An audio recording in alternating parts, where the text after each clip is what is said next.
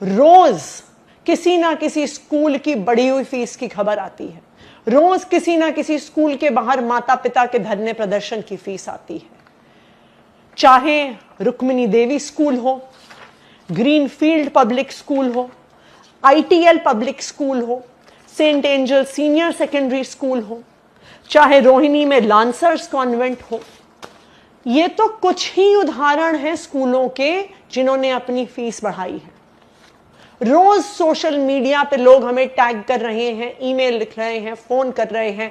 कभी बिरला विद्या निकेतन में पढ़ने बच्चों के माता पिता कॉल कर रहे हैं, कभी इंद्रप्रस्थ वर्ल्ड स्कूल में पढ़ने वाले बच्चों के माता पिता कॉल कर रहे हैं, कभी डीपीएस में पढ़ने वाले बच्चों के माता पिता हमें कॉल कर रहे हैं और हमें कह रहे हैं कि आप किसी तरह से इस फीस को रुकवाइए। हम तो विपक्ष में हैं, हमें क्यों कह रहे हैं?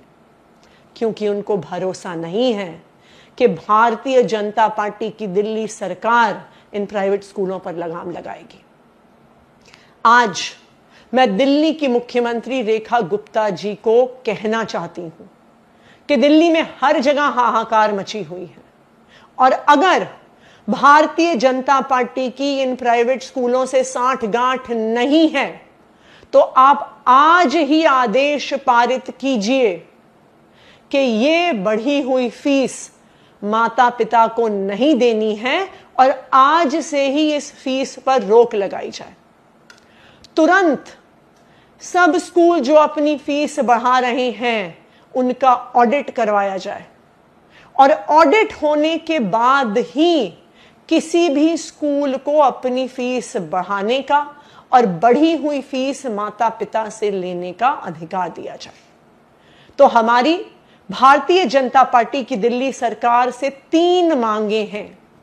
पहली, बढ़ी हुई फीस पर तुरंत प्रभाव से रोक लगाई जाए कि स्कूल माता पिता पर दबाव ना डाल सके बढ़ी हुई फीस बढ़ाने का। दूसरा, सभी प्राइवेट स्कूल जो फीस बढ़ा रहे हैं तुरंत सीएजी इम्पैनल्ड ऑडिटर से उनका ऑडिट कराया जाए। और तीसरा, इस ऑडिट के बाद ही किसी भी स्कूल को बढ़ी हुई फीस लेने का अधिकार होना चाहिए।